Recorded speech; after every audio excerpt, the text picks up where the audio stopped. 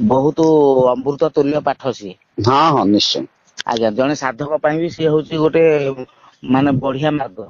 आज्ञा जड़े साधक पाई जड़े जदि साधना करने को चाहिए से बही हूँ से ग्रंथ हूँ गोटे जो स्वर्ग को सीढ़ी कहती से आपण कहले आपण पुराण पुरुष पढ़िचंती कि? नाई आज्ञा पुराण पुरुष पढ़ी जोगीर आत्मचरित पढ़ी। पुराण पुरुष लाहिड़ी महाशयंकर 26टा डायरी रे ध्यान परे परे जो अनुभव से लिखिथिले से बही हेची समग्र विश्व रे से बही अछि एवं आम ओडिया रे नथिला आमे कुहा कही करिकरी ओडिया रे करिचु थिला आगरु 40 वर्ष तळे थिला एबे से बही टिके आमे पुनः करैचु आम द्वारा मध्य ताको इनागुरेशन भुवनेश्वर रे करागला एवं से पुस्तक आम पाखे अछि तार दाम 350 टंका अद्भुत ज्ञान पुस्तक। आज्ञा टिके शुणु कौन लाहिड़ी महोदयଙ୍କର जो अनुभव जो कथा गुड़ाक ताको आपण निजे अनुभव कले भल हंता निश्चय निश्चय किंतु से अनुभव कथा गुड़ाक जदि आमे आगुआ जानिदेबा ताले आमर बहु ज्ञान पाठी तार परिचय आमे जो आमर जो अंतर्मन अछि से कहबो मु सब जानिली ना एटा सत्य आपण भूल को नांती जानले तेणु करी प्रकृति रे मु मदटा पीवा परे जोरा कौन कौन होउची मोटा लोकन देखि देला पर मते निशा हो कि न हो मु से गुडा अभिनय करी एकदम सत्य। तेणु करी प्रकृति रे मु निशाटा को खाइबी केते परिमाण सेटा भल जिंस कि खराब जिंस मु एटा निजे जानिबी।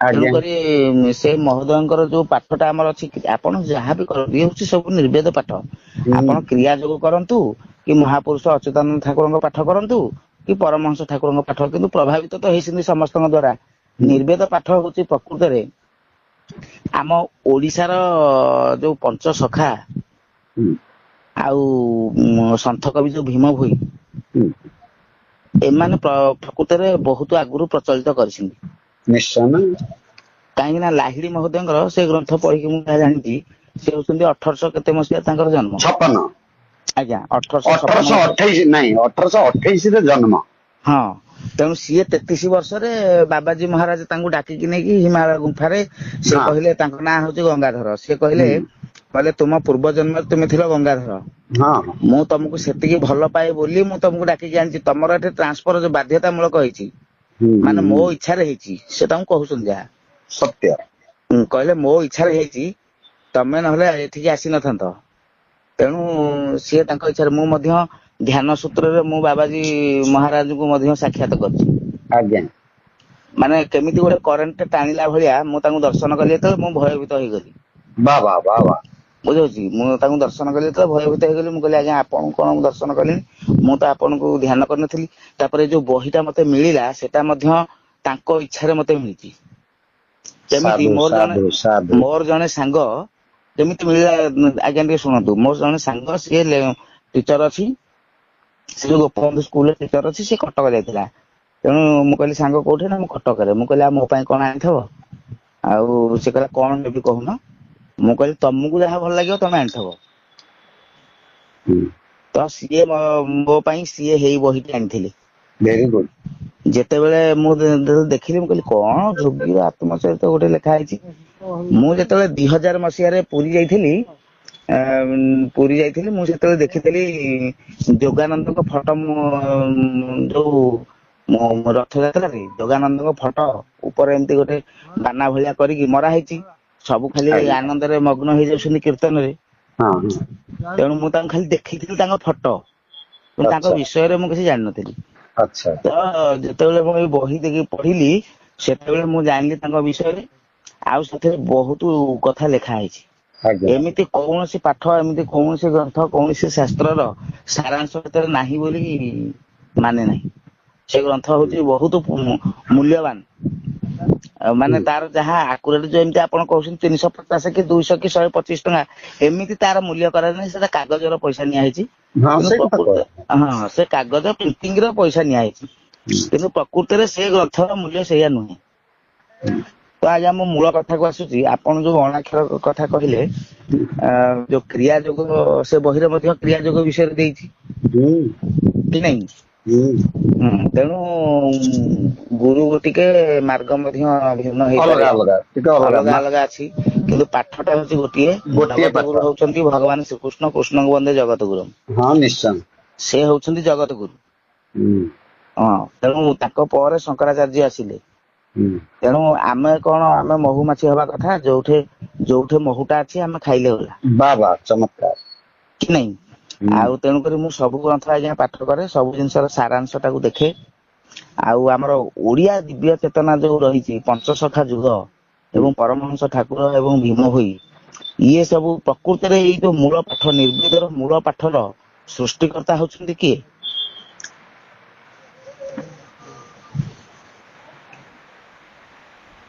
ଭଗବାନ ବ୍ୟାସ। ହ୍ୟାଲୋ। ହଁ ହଁ ହଁ, ଶୁଣୁଛି, କୁହନ୍ତୁ। ଆଜ୍ଞା, ଭଗବାନ ବ୍ୟାସ ସିଏ ଅଷ୍ଟାଦଶ ପୁରାଣ, ମହାଭାରତର ଯୋଉ 1,00,000 ଶ୍ଲୋକ, ଇଏ ସବୁଥିରେ ପୁରା ଚର୍ବିତ ଚର୍ବଣ କରି ସବୁ ଲେଖିଛନ୍ତି। ମହାଭାରତରୁ 700 ଶ୍ଲୋକଟି, ଯୋଉଟା କି ମୁଖ ନିଃସୃତ ବାଣୀ ଭଗବାନଙ୍କର, ଶ୍ରୀକୃଷ୍ଣଙ୍କର ମାଧ୍ୟମରେ ଏ ସବୁ ସେ ଦର୍ଶେଇଛନ୍ତି। ତେଣୁ ତାର ଗୋଟିଏ ଶ୍ଲୋକ ଯୋଉ ଆମର ଅଛି ଯୋଗୀ ଆତ୍ମଚରିତରେ, ଯେ ତୁମେ ଯୋଗୀ ହୁଅ, ପ୍ରଥମରେ ଯୋଉ ଲେଖା ହେଇଛି ହେଡିଙ୍ଗରେ, ଯେ ଏହି କାରଣରୁ ତୁମେ ଯୋଗୀ ହୁଅ, ସେ ଶ୍ଲୋକଟି ଦିଆଯାଇଛି ଏବଂ ତାର ଅର୍ଥ ମଧ୍ୟ ସେଥିରେ ଦିଆଯାଇଛି। ତେଣୁ ଯୋଗର ଯୋଉ ଅଛି ଆମର ମାର୍ଗ ସବୁ ଅଛି, ଭିନ୍ନ ଭିନ୍ନ ଉପାୟରେ ଅଛି। ପ୍ରକୃତରେ ଆମ ଓଡିଆ ଭାଷାରେ ଆମ ପଞ୍ଚସଖା ପରମହଂସ ଠାକୁର ବହୁତ ବଢିଆରେ ଲେଖିଛନ୍ତି।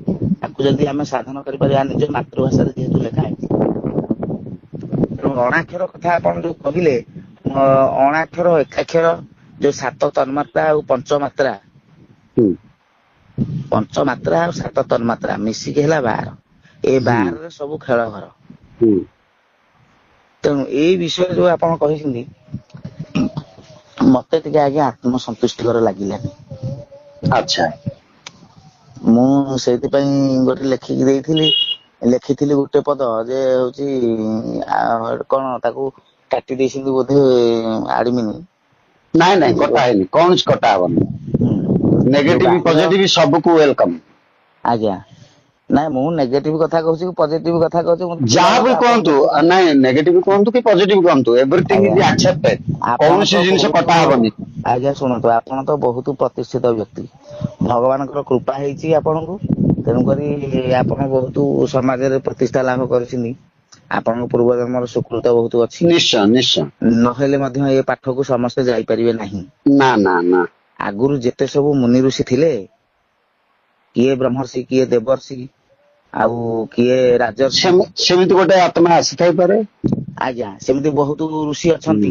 ହୁଁ ତେଣୁକରି ବ୍ରହ୍ମର୍ଷି କୋଉମାନେ ନା, ଯୋଉମାନେ ଗଣିତ ପାଠ କରନ୍ତି। ହୁଁ ଗଣିତ ପାଠ ହଉଛି ଏଇ ଯୋଗ ଧ୍ୟାନ ପ୍ରାଣାୟାମ ପାଠ। ହୁଁ ଆଉ ସବୁ ସାହିତ୍ୟ ପାଠ, ଭକ୍ତି ମାର୍ଗରେ ଗୀତ ଭଜନ ଇଏ ସବୁ କରିବା ପାଇଁ ସବୁ ହେଇଛି।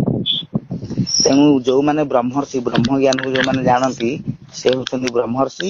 ତେଣୁ ଏ ପାଠର ଅଧିକାରୀ କେବଳ ସେଇମାନେ ହିଁ ହେଇପାରିବେ। ନିଶ୍ଚୟ। ଆଉ ଆପଣ ଯୋଉ ଝଲକଟା ଦେଇଛନ୍ତି ୟୁଟ୍ୟୁବ ରେ, ତାକୁ ଦେଖିଲା ମାନେ ଯିଏ ଏଇ ପାଠ ଟାକୁ ଜାଣିଥିବ, ସେ ନିଶ୍ଚିତ ଭାବରେ ତାକୁ ଚୁମ୍ବକ ଭଳିଆ, ଚୁମ୍ବକ ଧରିବ। ଯେମିତି ଟାଣିବ, ଯିଏ ଯୋଉ ଜିନିଷର ଚୁମ୍ବକ କେବଳ ଆଜ୍ଞା ଟାଣିବ କାହାକୁ, ନିଷ୍କଳଙ୍କ ଲୁହାକୁ ଟାଣିବ। ସୁନାଟା ତାଠୁ ବହୁତ ମୂଲ୍ୟବାନ ହେଇଥିଲେ ବି ତାକୁ ଟାଣିବନି। ନା କେବଳ ସେ ଯଦି ଲୁହାରେ କଳଙ୍କି ଲାଗିଥିବ ମଧ୍ୟ ତାକୁ ଟାଣିବନି। ନା। ନିଷ୍କଳଙ୍କ ଲୁହା ହେଇଥିଲେ ସେ ତାକୁ ଟାଣିବ। ତେଣୁ ଯଦି ଆମେ ବିଭିନ୍ନ ବିଷୟରେ ରହିକି ଘର ସଂସାର କରିକି ଯଦି ବା ଆମେ କଳଙ୍କି ଲଗା ହେଇଯାଇଛି, ତଥାପି ପ୍ରଭୁ ଚାହିଁଲେ ଆମକୁ ନିଷ୍କଳଙ୍କ କରିବେ। ସେ ଚାହିଁଲେ ହବ। ହଁ, ସେଥିରେ କିଛି ଭାବିବାର ନାହିଁ। ଆପଣଙ୍କର ସିଏ ହଉଛି ଗୋଟେ ଅଲଗା ଦୁନିଆ, ଯୋଉଥିରେ ଆପଣ ପ୍ରତିଷ୍ଠା ଅର୍ଜନ କରିଛନ୍ତି, ଆପଣ ପିଲାମାନଙ୍କୁ ଯୋଗ୍ୟ କରିଛନ୍ତି, ସିଏ ହଉଛି ଗୋଟେ ଅଲଗା ଦୁନିଆ। ଇଏ ପାଠ ହଉଛି ଗୋଟେ ଅଲଗା ଦୁନିଆ। ନିଶ୍ଚୟ। ତେଣୁ ହୁଏତ ଆଜି ଯେ ତମର ପୁଅ ଝିଅ ହେଇଛନ୍ତି, ସେ ପୂର୍ବ ଜନ୍ମରେ ତମ ପୁଅ ଝିଅ ହେଇନଥିବେ। ସନ୍ତାନ ମାନେ କାହିଁକି ଜନ୍ମ ଲାଭ କରନ୍ତି? ସେ ପୂର୍ବ ଜନ୍ମର ଶତ୍ରୁତାକୁ ପୂରଣ କରିବା ପାଇଁ ଜନ୍ମ ହୁଅନ୍ତି। ବା ତମର ଯଦି କେହି ଋଣୀ ହେଇଥିବେ, ତାହେଲେ ସେ ତମର ଉତ୍ତମ ସନ୍ତାନ ଯଦି ହେବେ, ପୂର୍ବ ଜନ୍ମରେ ଯଦି ତମର ଋଣୀ ହେଇଥିବେ, ତାହେଲେ ତାକୁ ପରିଶୋଧ କରିବା ପାଇଁ ଉତ୍ତମ ସନ୍ତାନ ହେଇକି ସେ ସେଟା ପରିଶୋଧ କରିବେ। ଯଦି ଶତ୍ରୁ କିଏ ହେଇଥିବ, ସିଏ ମଧ୍ୟ ପ୍ରତିଶୋଧ ନେବା ପାଇଁ ସନ୍ତାନ ହେଇକି ଜନ୍ମ ହେଇକି ବହୁତ ଦୁଃଖ କଷ୍ଟ ଦବ।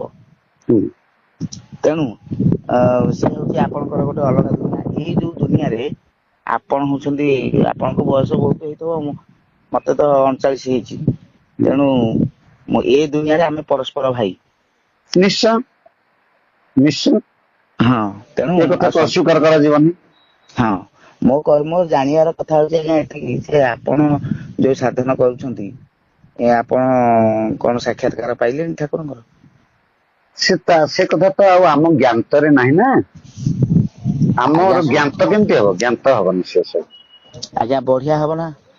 ଜ୍ଞାତରେ ହେଲେ ଲାଭ ଅଛି, ଅଜ୍ଞାତରେ ହେଲେ ବି ଲାଭ ଅଛି। କାହିଁକି ନା ମୁଁ ଯଦି ଶୋଇଛି, ମୋ ବୋଉ ମତେ ନିଦ ବାଉଳରେ ରସଗୋଲା ଟା ଖୁଆଇ ଦେଉଛି, ଯଦି ମୁଁ ପଛରେ କୌଣସି ଜାଣି ଧ୍ୟାନର କୌଣସି ଦିବ୍ୟ ଅନୁଭବକୁ ନିଜେ ପ୍ରକାଶ କରିବା ଅର୍ଥ ତାହା ଭୁଲ ହେଇଯିବ। ଆଜ୍ଞା ଶୁଣନ୍ତୁ, ତାକୁ ପ୍ରକାଶ କରି ହେବ ନାହିଁ, ସେ ହଉଛି ଅବ୍ୟକ୍ତ। ସେଇ ଆଉ ଯୋଉ ଜିନିଷଟା ଆପଣ ଯୋଉ ଜିନିଷଟା କହୁଛନ୍ତି, ମାନେ ଯୋଉଟା ପୁରା ଶେଷ କଥାଟା, ସେଇଟା କେନ୍ଦ୍ର ବିନ୍ଦୁରେ ଯିଏ ପହଞ୍ଚିବ ସେଇଟା ଅବ୍ୟକ୍ତ। କିନ୍ତୁ ତା ଚାରି ପାଖ ଯୋଉଟା ଅଛି ସେଇଟା ଅନ୍ୟ ବ୍ୟକ୍ତ। କଥା ମଧ୍ୟ କୁହାଯିବନି କାହାକୁ। ଆଜ୍ଞା ନାଇଁ ମୁଁ ଆପଣଙ୍କୁ ପଚାରୁନି, ଆପଣ ମତେ କୁହନ୍ତୁ ବୋଲି ମୁଁ ପଚାରୁନି। କିନ୍ତୁ ମୋ କହିବା କଥା ହଉଛି କଣ, ରାଜାଙ୍କ ଘରକୁ ବହୁତ ଦାସ ଦାସୀ ଯାଆନ୍ତି ହେଲା। ହ୍ୟାଲୋ। ଶୁଣୁଛି। ଆଜ୍ଞା ରାଜାଙ୍କ ଘରକୁ ବହୁତ ଦାସ ଦାସୀ ଯାଆନ୍ତି। ଯିବା ଭିତରେ ରାଜାଙ୍କ ଅନ୍ତପୁରକୁ କେହି ଯାଇପାରିବେନି। କେହି ସେଠି ନାହିଁ। କେବଳ ନିର୍ଦ୍ଦିଷ୍ଟ ଦାସୀ ଯିବେ। ହୁଁ। ସେମିତି ଯାହାକୁ ଭଗବାନ, ଅନୁମତି ଥିବ, ଯାହାକୁ ଅନୁମତି ହବ। ଆଜ୍ଞା ଆଜ୍ଞା ଭଗବାନ ଶ୍ରୀକୃଷ୍ଣ ଏବଂ ରାଧାଙ୍କର ଯୋଉ ଅନନ୍ତ ରାହାସ ହବ, ସେ ହୁଁ ଅନନ୍ତ ରାହାସକୁ ମଧ୍ୟ ସମସ୍ତେ ଯାଇପାରିବେନି। କିଛି ଅନ୍ତରଙ୍ଗ ଦାସୀ ହେଠିକି ଯିବେ। ଠିକ କଥା। ହେଲା। ଦାସୀ ରାଜାଙ୍କ ଉଆସକୁ ଯେମିତି ଦାସୀ ରାଜ ଉଆସରେ କଣ ହଉଛି ସିଏ ବାହାରେ ଆସିକି ପ୍ରକାଶ କରିପାରିବ, ହୁଁ। ଅନ୍ୟମାନେ ପ୍ରକାଶ କରିପାରିବେ ନାହିଁ। ତେଣୁ ସତ୍ୟ। ସେମିତି ଭଗବାନ ଶ୍ରୀକୃଷ୍ଣଙ୍କର ଅନେକ ଦାସ ଦାସୀ ଅଛନ୍ତି।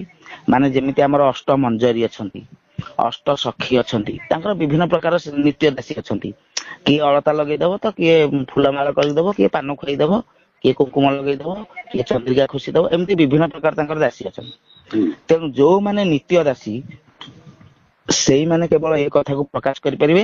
ଯେମିତି କିି ମୁଁ କେମିତି ଜାଣିଲି ଏଇ ମନ୍ତ୍ର ଟା, ମୁଁ କେମିତି ପାଇଲି ନା ଯୋଉ ମୋ ଗୁରୁ ମତେ କହିଲେ।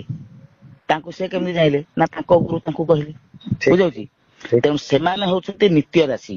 କେବଳ ନିତ୍ୟ ଦାସୀ ଏଇ କଥାକୁ ପରିପ୍ରକାଶ କରିପାରିବେ, ସମସ୍ତେ ପରିପ୍ରକାଶ କରିପାରିବେ ନାହିଁ। କି ସୁନ୍ଦର କଥା। ଯିଏ ବି ସେ ଯୋଉ ରାସସ୍ଥଳୀ କି ଯୋଉମାନେ ଯିବେ, ସମସ୍ତଙ୍କର ସବୁ କଥା ମନେ ରହିବ ନାହିଁ। କେବଳ ଯୋଉମାନଙ୍କୁ ପ୍ରଭୁଙ୍କର ଦୟା ହବ ଯେ ଯାହା ତୁମେ ମୋ ବିଷୟରେ ଏଇଟା ସୁନ୍ଦର ସମାଧାନ ଆପଣ ଏ କଥାର ଦେଲେ।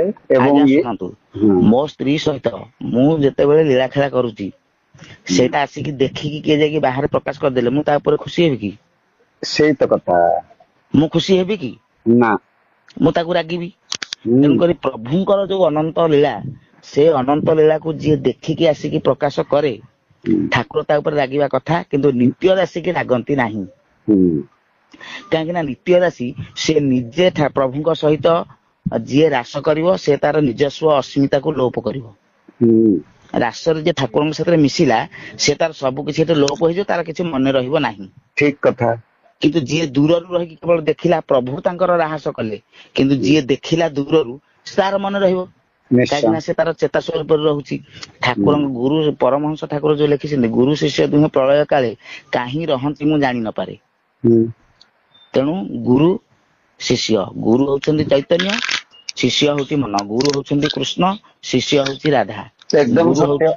ଗୁରୁ ହଉଛନ୍ତି ପରମାତ୍ମା, ଶିଷ୍ୟ ହଉଛି ଆତ୍ମା। ହୁଁ ଗୁରୁ ହଉଛନ୍ତି ଅନନ୍ତ, ଶିଷ୍ୟ ମଧ୍ୟ ହଉଛି ଅନନ୍ତ। ନିଶ୍ଚୟ। ତେଣୁ ତାଙ୍କ ଭିତରେ ଯୋଉ ଲୀଳାଟା ଚାଲୁଛି, ଯୋଉ ରାହାସ ଟା ଚାଲୁଛି, ଯୋଉ ଅନନ୍ତ ରାହାସ ଚାଲୁଛି, ଆଉ କେବଳ ନିତ୍ୟ ଦାସୀ ଦେଖିକି ଆସିକି ପରିପ୍ରକାଶ କରିପାରିବ। ହୁଁ। ତେଣୁ ଆପଣ ଯୋଉ ଅଣାକ୍ଷର ବସାଣ, ଯୋଉ ଅଣାକ୍ଷର ବସାଣ ହଉଛି ଅଲଗା, ତାକୁ ଦେହରେ ବସେଇବା ହଉଛି ଅଲଗା। ହୁଁ।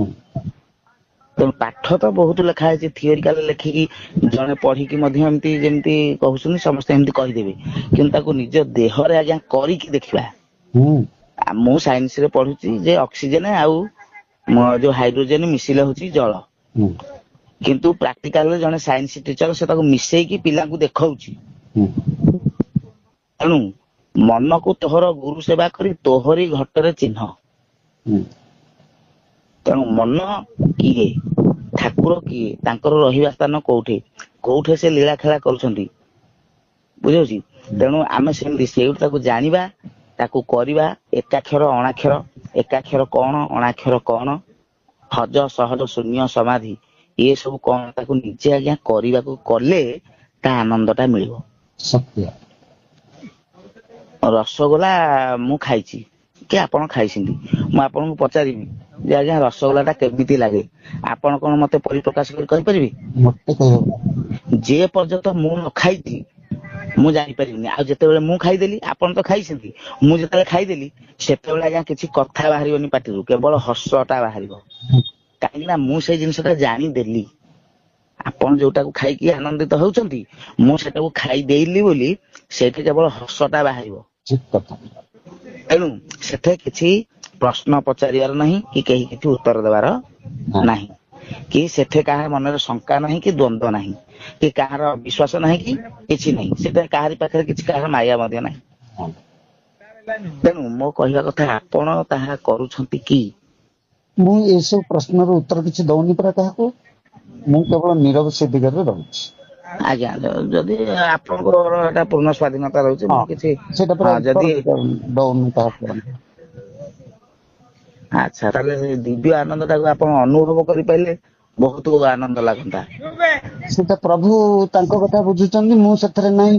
ମୁଁ କେବଳ ସାକ୍ଷୀ ଭାବରେ ରହିବାକୁ ଚାହୁଁଛି। ସାକ୍ଷୀ ଭାବରେ ଆପଣ ରହିବେ। ସିଏ ବୁଝନ୍ତୁ ତାଙ୍କ କଥା, ତାଙ୍କ ଦାୟିତ୍ୱ ଆମେ କାହିଁ ନବୁ? ଆନନ୍ଦ ଆଉ ଭୋଗିବ କିଏ? କିଏ ଅଛି ଯେ ଭୋଗିବ? ଆନନ୍ଦ ଟାକୁ କିଏ ବୁଝିବ? ମୁଁ ତ ନାହିଁ ନା। ଆପଣ ମିଶି ଯାଇଥିଲେ ଆଉ ଆପଣଙ୍କର ଯୋଉ ଅସ୍ତିତ୍ୱ କୁଆଡୁ ଆସିଲା? ଯଦି ଆନନ୍ଦ ନ ମିଶିଥିବେ, ହଁ ଯଦି ନାହିଁ ମୁଁ, ତା ଆନନ୍ଦ ଟା କିଏ ଭୋଗିବ? ଯେ ମୁଁ କେମିତି ଉତ୍ତର ଦେବି ଯେ ଆନନ୍ଦ ଟା ମୁଁ ପାଉଛି, ମୁଁ ଆଜ୍ଞା କରୁଛି। ଶୁଣନ୍ତୁ, ଜୀବ ଭଗବାନଙ୍କୁ ଏଣେ ତେଣେ ଖୋଜୁଛି, କାଠରେ ଖୋଜୁଛି, ପଥରରେ ଖୋଜୁଛି, ସବୁ ଏଠି ସେଠି ହଁ ଖୋଜୁଛି, ହଁ ହଁ ଜିଜ୍ଞାସୁ ମନ ଖୋଜୁଛି।